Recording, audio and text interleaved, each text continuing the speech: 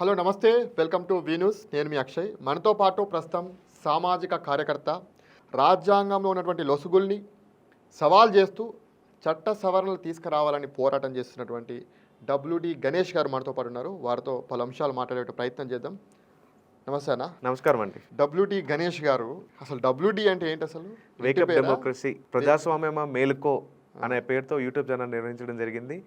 గతంలో మూమెంట్ తీసుకోవడం కూడా జరిగింది. వేకప్ డెమోక్రసీ మూమెంట్ అనే పేరుతో ప్రజాస్వామ్యంలో కొన్ని సంస్కరణలు అవసరమని భావించి ఆ సంస్కరణల సాధన కోసం పోరాటం చేస్తున్నానండి. మీరు చాలా అంశాలు మాట్లాడుతున్నారు. అవును, సోషల్ మీడియా వేదిక కానీ, మీ యూట్యూబ్ ఛానల్లో కానీ, బయట కానీ చాలా అంశాలు మాట్లాడుతున్నారు. రాజ్యాంగంలో చట్ట సవరణ తీసుకురావాలి, రాజ్యాంగంలో చాలా లొసుగులు ఉన్నాయి, అవును, ఇవన్నీ మారాలని చెప్పేసి చాలా అంశాలు మాట్లాడుతున్నారు. అసలు ఏంటి అసలు అవన్నీ? So right now we're celebrating 75th anniversary of our democracy. అవును, ప్రజాస్వామ్యం వచ్చి మనకి 70 సంవత్సరాలు కంప్లీట్ అయిపోయింది 1950 నుంచి.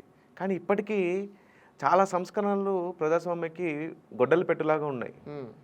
అంటే ఫర్ ఎగ్జాంపుల్ మనది ప్రజాస్వామ్యం, ప్రజల చేత ఎన్నుకోబడేదే ప్రజాస్వామ్యం. అవును, రైట్. మరి ఆ ప్రజలకే విలువ లేదు. వి ది పీపుల్ ఆఫ్ ఇండియా అని రాసుకున్నాం భారత రాజ్యాంగంలో. మొదటి పీఠకలో మనము భారత ప్రజలమైన మేముగా సమర్పించుకుంటున్న శాసనం మీద రాసుకున్నాం. కానీ ఆ ప్రజలకి విలువ లేదు. ఫర్ ఎగ్జాంపుల్ మొన్న లోక్సభ ఎన్నికల్లో 2024 పంజాబ్ నుంచి బిట్టు గారు, కేరళ నుంచి జార్జ్ కురియన్ గారు, వీళ్ళిద్దరిని ప్రజలు ఓడించారు. అవును, ప్రజలు తిరస్కరించినప్పటికీ పార్లమెంట్ లోక్సభ ఎన్నికల్లో వాళ్ళు మంత్రులుగా ప్రమాణ స్వీకారం చేశారు. అంటే ప్రజాస్వామ్యం ఎక్కడుంది? 6 నెలల తర్వాత ఏదో ఒక సభకి ఎన్నుకుంటారు. అవును, 6 నెలల తర్వాత ఈ can act as a minister up to 6 months. ఆ తర్వాత ఏదో ఒక సభలో ఎన్నిక అవ్వాల్సి ఉంటుంది. అదే ఒక సాధారణ పౌరుడైన నేను, నాకు ఒక రోజు పోస్ట్ మ్యాన్గా పనిచేస్తాను, ఒక రోజు కానిస్టేబుల్గా పనిచేస్తుంటే నాకు వ్యవస్థ ఒప్పుకుంటుందా? ఒప్పుకోదు. ఇవన్నీ రాజకీయ నాయకులు వాళ్ళు కల్పించుకున్న వెసులుబాట్లు. ఇందులో కూడా 1% న్యాయం జరుగుతుంది. మన్మోహన్ సింగ్ లాంటి వాళ్ళని మనం నేరుగా తీసుకొచ్చాం. అవును, 91 ఎల్పిజి సంస్కరణలో ఆయన పోషించిన పాత్ర అందరికీ ఆదర్శనీయం. అది సో మిగతా 99% చాలా మిస్యూజ్ చేస్తున్నారు ఈ రాజకీయ నాయకులు కల్పించుకున్న వెసులుబాట్లు. అందులో ఇంకొక అంశం, ఒక రాజకీయ నాయకుడికి ఒక పెన్షన్ మాత్రమే ఉండాలి అని. 1 politician should have only 1 pension. అంటే ఇప్పుడు ఎన్ని పెన్షన్స్ ఉన్నాయి ఒక రాజకీయ నాయకుడికి? ఒక వ్యక్తి అతను ఒకసారి ఎమ్మెల్యేగా మరియు ఎంపీగా పనిచేసినట్లయితే జీవితాంతం అతను 2 పెన్షన్లు తీసుకుంటారు. MP pension from central government under 1954 Salaries and Pensions Act of Parliamentarian, and MLA pension from state government 1953 Salaries and Pensions Act of Andhra Pradesh and Telangana. Ganesh గారు, మీరు చాలా పెద్ద ఆరోపణ చేస్తున్నారు ఈ ఎంపీల మీద, ఎమ్మెల్యేల మీద. ఇది నిజమా అసలు? ఆరోపణ ఏంటండి స్వామి? నేను క్లియర్గా విత్ అన్ని ఆర్టీ ఆధారాలతో చూపిస్తుంటే ఎట్లా? ఆర్టీఐ ద్వారా మీరు తీసుకున్నారా ప్రభుత్వం నుంచి? అవును. సో అందుకంటే ముందు ప్రస్తావించే ముందు ఇది ఒక మెసేజ్ చాలా ఫార్వర్డ్ అవుతుందండి ప్రస్తుతం. ఇప్పుడు కూడా ఈ రోజు కూడా ఫార్వర్డ్ అవుతుంది. ఏంటి అసలు? రాజకీయ నాయకుల పెన్షన్లపై సుప్రీంకోర్టులో పిటిషన్ దాఖలైంది, బిల్ దాఖలైంది అని.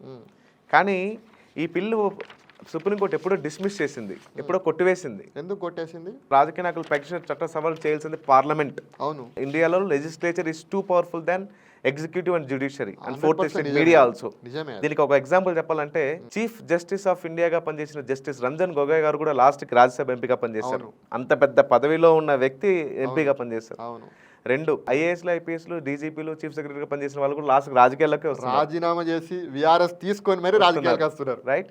అదేవిధంగా 4th estate మీడియా అయిన మన అరుణ్ షోరీ గారు, ఇండియన్ ఎక్స్ప్రెస్, ఆయన రాజ్యసభ ఎంపీకి వచ్చారు. తర్వాత మన G network, G Telugu, G news, G network chairman Subhash చంద్ర గారు కూడా రాజ్యసభ ఎంపీగానే చేశారు. వ్యాపారవేత్తలు, సినిమా సెలబ్రిటీలు ప్రతి ఒక్కరు రాజకీయాలకు వస్తున్నారు. ఎందుకంటే అది పవర్ఫుల్ చాలా, అది ఒప్పుకోవచ్చు. అవును, ఖచ్చితంగా. మీరు చేస్తున్న ఆరోపణ ఏదైతే ఉందో, ఆరోపణ అనుకోవచ్చు, ఇది ఆరోపణ కాదు, ఇది నిజం. ఓకే, మీరు చెప్తున్నట్టు నిజమే అనుకోండి. అసలు ఎవరున్నారు నిజంగానే మాజీ ఎంపీలు, అదేవిధంగా మాజీ ఎమ్మెల్యేలు 2 పెన్షన్లు తీసుకున్నటువంటి వాళ్ళు ఎవరున్నారు అసలు మీకు తెలిసినంత వరకు? ముందుగా చాలా మంది ప్రశ్నిస్తారు, నువ్వెవరు అడగడానికి? As a citizen of this country I have right to ask. ఎవరైనా అడగచ్చు, రైట్. మనం ఒక బిస్కెట్ ప్యాకెట్ కొంటే అందులో ₹1 ప్రభుత్వానికి పన్ను కొడతాం. ఇలా ప్రజల పన్నుల ద్వారానే వీళ్ళు 2 పెన్షన్లు తీసుకుంటున్నారు. ఓకే. అదే భారత ప్రభుత్వం సాధారణ పౌరులైన మనందరినీ ఎల్పిజి గ్యాస్ సిలిండర్ బుక్ చేసుకునే సమయంలో మీరు ఎల్పిజి సబ్సిడీ వదులుకోండి, ఆదర్శంగా నిలవండి అని ప్రజలను అడుగుతుంది. అవును, అడుగుతుంది. వందల వేల కోట్లు ఉండే రాజకీయ నాయకులు మీరు 2 పెన్షన్లు తీసుకుంటున్నారయ్యా, ఒక పెన్షన్ వదులుకోండి అని ఎందుకు ప్రశ్నించదు? ఖచ్చితంగా ప్రశ్నించాలి. మనమే చట్టసభను తీసుకురావాలి, ప్రభుత్వం ప్రశ్నించదు. మనమే చట్టసభ పోరాడి చట్టసభను తీసుకురావాలంటే మళ్ళీ వాళ్ళే కదా, అలా పోరాడితేనే వాళ్ళు చేసుకుంటారా? ఖచ్చితంగా అలా పోరాడితేనే మనకి ఈరోజు ఆర్టీఐ వచ్చింది 2005లో. 2005లో పోరాడడం వల్లనే కదా. అవును, ఈ రోజు మీరు తీసుకున్నటువంటి సమాచారం ఏదైతే అది ఆర్టీఐ చట్టం ద్వారానే కదా. అన్నా హజారే గారు, అరవింద్ కేజ్రీవాల్ గారు, జయప్రకాష్ నారాయణ గారు వీళ్ళందరూ పోరాడడం వల్లనే ఈ రోజు వాళ్ళ పుణ్యం వల్లనే ఆర్టీఐ వచ్చింది. చాలా గొప్ప చట్టం. లేకపోతే నాకు లిస్ట్ ఇస్తారా? ఇవ్వరు. మీ వల్ల మీరు మాట్లాడడానికి అసలు అది ఉండనే ఉండపో. ఖచ్చితంగా. చెప్పండి, అసలు ఎవరు నిజంగానే మాజీ ఎంపీలుగా, మాజీ ఎమ్మెల్యేలుగా 2 పెన్షన్లు తీసుకుంటున్నటువంటి వాళ్ళు ఎవరు ఉన్నారు అసలు? నేను department of expenditure and minister of finance వాళ్ళకి ఆర్టీఐ వేశాను. ఎవరెవరు ఎక్స్ఎంపీ పెన్షన్లు తీసుకుంటున్నారో వాళ్ళు లిస్ట్ ఇవ్వండి అని. అదేవిధంగా రాష్ట్ర ప్రభుత్వానికి సెక్రటరీ జనరల్ ఆఫ్ అసెంబ్లీ ఆయనకి ఆర్టీఐ వేశాను. ఎవరెవరు ఎక్స్ ఎమ్మెల్యే పెన్షన్ తీసుకుంటారో వాళ్ళు లిస్ట్ ఇవ్వండి అని. మొత్తం ఇప్పటి వరకు ప్రస్తుతం ఎవరెవరు తీసుకుంటున్నారు. ఓకే. సో ఈ 2 లిస్టులు పక్కన పెట్టుకొని చూస్తే చాలా పెద్ద వ్యక్తులు 2 పెన్షన్లు తీసుకుంటున్నారు, ఎంపీ మరియు ఎమ్మెల్యే పెన్షన్. అందులో మొదటి వారు మెగాస్టార్ డాక్టర్ కె చిరంజీవి గారు. చిరంజీవి గారా? అవును, మెగాస్టార్ చిరంజీవి గారా? అవునండి, మెగాస్టార్ చిరంజీవి గారు 2 పెన్షన్లు తీసుకోవడం ఏంటండి? నేను 2 లిస్టులో ఆయన పేరు ఉందండి. ఆర్టీఐ గవర్నమెంట్ ఇచ్చిండే పత్రాలు ఇవి. రాజ్యసభ సభ్యుడిగా మరియు తిరుపతి పనిచేశారు. 2 సంవత్సరాలు చేశారు కదా తిరుపతి ఎమ్మెల్యేగా. ఆయన ప్రతి ఒక్కరికి ఆదర్శనీయం. ఏ విపత్కర పరిస్థితులు వచ్చినా 100 కోట్లలో దానాలు చేస్తుంటారు. దానాలు చేయడంలో వాళ్ళ కుటుంబం ముందు వరుసలో ఉంటుంది. బహుశా ఆయనకి 2 పెన్షన్లు తీసుకుంటున్న విషయం తెలియకపోవచ్చు, లేకపోతే ఆయన తీసుకున్న 2 పెన్షన్లు కలిపి ఒక ఆవగింజంది అయితే ఆయన దాన ధర్మాలు చేసేది పుచ్చకాయంత ఉంటుంది. చిరంజీవి గారు రాష్ట్రంలో, దేశంలో ఏ కష్టం వచ్చినా నా ఉద్దేశం ఏంటంటే సార్, నిజమే, మీరు ముందుకు వచ్చి ఆయన 2 పెన్షన్లు తీసుకోవడం అంటే అది ఆశ్చర్యకరమే. మరి ఆయనకు తెలిసి తీసుకుంటున్నారా, తెలియక తీసుకుంటాడా అనేది మనకు తెలియదు. కానీ నేను ప్రతి వీడియోలో చాలా పొలైట్గా చెప్తున్నాను సార్, మీరు ముందుకొచ్చి ఏదో ఒక పెన్షన్ తీసుకొని ఒక పెన్షన్ వదులుకున్నట్లయితే మిగతా రాజకీయ నాయకులందరికీ, మీరు దేశంలో ఉండే మిగతా రాజకీయ నాయకులందరికీ మీరు ఆదర్శంగా నిలుస్తారు. 1 పొలిటీషియన్ 1 పెన్షన్ నేను పోరాడుతున్నాను, మీరు ఆదర్శంగా నిలుస్తారనే సదుద్దేశంతో చెప్తున్నాను తప్ప దయచేసి అపార్థం చేసుకోకండి. ఎంత తీసుకుంటున్నారు చిరంజీవి గారు పెన్షన్ ప్రెజెంట్ ఎంపీగా? రాష్ట్రాలకి వేరియేషన్ ఉంటుందండి. తెలంగాణలో అయితే మీరు ఒకసారి ఎమ్మెల్యేగా పనిచేసినట్లయితే మీకు 50,000 రూపాయలు పెన్షన్ ఇస్తారు. 2 సార్లు చేసినట్లయితే మీకు ఇంక్రిమెంట్ ఉంటుంది, 55,000 ఉంటుంది. Maximum limit 70,000. ఆంధ్రప్రదేశ్లో అయితే మీరు ఒకసారి ఎమ్మెల్యేగా పనిచేసినట్లయితే 30,000 ఇస్తారు, మాక్సిమం లిమిట్ 50,000. అక్కడ సెంట్రల్ గవర్నమెంట్ మొన్ననే ఎంపీ పెన్షన్లు పెంచారు, అక్కడ 31,000 చేశారు ఇప్పుడు మాజీ ఎంపీలకు. రైట్. అంటే చిరంజీవి గారు ఒక 80,000 వరకు పెన్షన్ తీసుకుంటున్నారు 2 కలిపి, అంతే కదా? రమారమి అంటే 2 కలిపి ఇక్కడ 30, అక్కడ 61,000 వస్తుంది ప్రిసైజ్ గా చెప్పాలంటే. ఓకే. ఇక్కడ ఎంత డబ్బు తీసుకుంటున్నారని కాదండి, చిరంజీవికి పెద్దగా అదే చెప్తుంది. డబ్బు ఎంత తీసుకుంటున్నారు అది కాదు, ఆదర్శంగా నిలవండి. ఇంకా ఎన్ని రోజులు ఒక పెన్షన్ చాలు కదా రాజకీయ నాయకులకు. రాజకీయ నాయకులకు నేను అదే లేదు, అవసరం. ఎందుకంటే ఇప్పటికీ నిజాయితీపరులైన రాజకీయ నాయకులు మన కళ్ళ ముందు ఉన్నారు. గుమ్మడి నర్సయ్య లాంటి వాళ్ళు నిజాయితీపరులు. అలాగే ఒరిస్సాలో ప్రతాప్ చంద్ర సారంగని Balasore MP, he acted as a union minister also. Manik Sarkar గారిని త్రిపుర సీఎం చేశారు. వీళ్ళందరూ చాలా నిజాయితీగా బతుకుతుంటారు, వీళ్ళు పెన్షన్ల మీద ఆధారపడి మాత్రమే బతుకుతుంటారు. వీరన్న గుమ్మడి నర్సయ్య గారు తన పెన్షన్ ఇప్పటికి కూడా సిపిఎం వాళ్ళ పార్టీకి, కమ్యూనిస్ట్ పార్టీకి ఇచ్చేశారు. Democratic party. ఆ పార్టీకి ఆయన కూడా పెన్షన్ తీసుకోవట్లేదు. సో రాజకీయ నాయకులకు పెన్షనే వద్దు అంటే ఇలాంటి వాళ్ళు అన్యాయం అయిపోతారు. కాబట్టి my demand is 1 pension is enough for 1 politician. మీరు 1 పొలిటీషియన్ 1 పెన్షన్ అనే రాజకీయ నాయకులకి పెన్షన్ వద్దు అని చాలా మంది మాట్లాడిన వాళ్ళు ఉన్నారండి.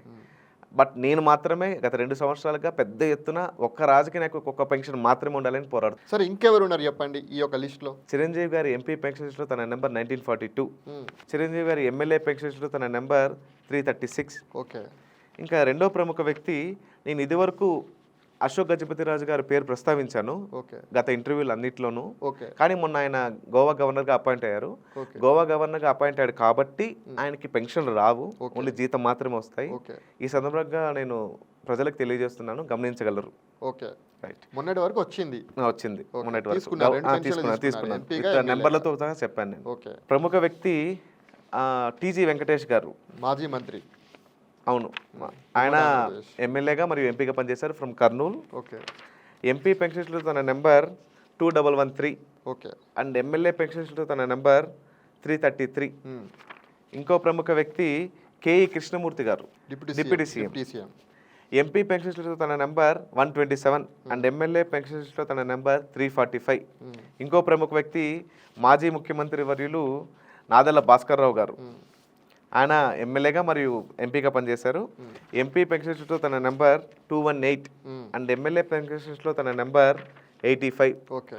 ఇంకా ఐదో ప్రముఖ వ్యక్తి అనంత వెంకటరామిరెడ్డి గారు ఫ్రమ్ అనంతపురం. మాజీ ఎంపీ, మాజీ ఎమ్మెల్యే, వీళ్ళందరూ మాజీలే అండి. ఓకే. ఎంపీ పెన్షన్ లిస్టులో తన నెంబర్ 674 అండ్ ఎమ్మెల్యే పెన్షన్ లిస్టులో తన నెంబర్ 371. ఇంకా తెలంగాణ విషయానికి వస్తే సర్వే సత్యనారాయణ గారు, అవును, మాజీ కేంద్ర మంత్రి ఫ్రమ్ మల్కాజిగిరి. అవును. ఎంపీ పెన్షన్ లిస్టులో తన నెంబర్ 694 అండ్ ఎమ్మెల్యే పెన్షన్ లిస్టులో తన నెంబర్ 2223. ఓకే. అండ్ ఆదిలాబాద్ నుంచి సోయం బాపురావు గారు, ఓకే. ఆయన ఎంపీగా చేశారు, ఎమ్మెల్యేగా చేశారు. అవును. ఎంపీ పెన్షన్స్లో తన నెంబర్ 1383 అండ్ ఎమ్మెల్యే పెన్షన్స్లో తన నెంబర్ 1990. తెలంగాణలో ఇంకా ఎవరున్నారు? ఉన్నారండి. ప్రముఖంగా ఇప్పుడు ప్రముఖుల్ని తీసుకున్నాను, ఎందుకంటే వీళ్ళు ఆదర్శంగా నిలిస్తే మిగతా రాజకీయ నాయకులు అందరూ వీళ్ళ బాటలో నిలుస్తారనే ఉద్దేశంతో ప్రముఖులను మాత్రమే ప్రస్తావించడం జరిగింది. వీళ్ళందరూ సమాజ సేవ ఎక్కువ చేస్తుండొచ్చు. ఓకే. నా ఉద్దేశం ఏంటంటే ఆల్రెడీ మన తెలుగు నేల 2 విషయాల్లో దేశం గర్వించదగ్గ సేవ చేసింది. ఒకటి, మన జాతీయ గీతం జనగణమన స్వరకల్పన మరియు తర్జుమా జరిగింది మన తెలుగు నేల మీదే, మదనపల్లి బీటీ కాలేజ్, చిత్తూరు జిల్లా. ఓకే. రవీంద్రనాథ్ ఠాగూర్ గారు, నేను చదువుకున్నది ఆ కాలేజ్లోనే. ఇక్కడ మదనపల్లి. అవును, రవీంద్రనాథ్ ఠాగూర్ గారు మా కాలేజ్కి వచ్చారు ఇన్ ది ఇయర్ 1919. ఓకే. మా కాలేజ్లోనే ట్రాన్స్లేషన్ అండ్ మ్యూజిక్ కంపోజిషన్ జరిగింది. మార్గరెట్ కజిన్స్ అని ఆవిడ చేశారు. అవును. అదేవిధంగా మా తెలుగు తల్లికి రాసిన శంకరాంబడి సుందరాచార్య గారు చదువుకునేది మా కాలేజ్లోనే. ఓకే. అందుకే అంత గొప్ప జాతీయ భావం చదువుకున్నటువంటి కాలేజీలో మీరు చదువుకున్నారు కాబట్టి ఇంత జాతీయ భావం ఉందా? Right. I'm NCC cadet, NSS cadet, I work with election commission of India also. Super. కాబట్టి మాకు ఆలోచించండి, జాతీయ పదం ఎక్కువ ఉంటుంది మాకు. ఆ ప్లేస్లో జనగణమన రోజు పాడుతాం మేము ప్రేయర్ జరిగేటప్పుడు. అవును. అదేవిధంగా తెలంగాణ కూడా దేశానికి గర్వించదగ్గ స్థాయిలో సేవ చేసింది. పింగళి వెంకయ్య గారు తెలంగాణలోని నడిగూడెం అనే గ్రామంలోనే జాతీయ పతాకాన్ని రూపొందించారు. ఓకే. మన నల్గొండ జిల్లా. అవును, పింగళి వెంకయ్య గారు. అవును. కాబట్టి మీరు కూడా ఒక రాజకీయ నాయకుడికి ఒక పెన్షన్ మాత్రమే తీసుకొని మిగతా రాష్ట్రాల వరకు ఆదర్శంగా నిలుద్దానే సదుద్దేశంతో చెప్తున్నాను, అంతే అండి.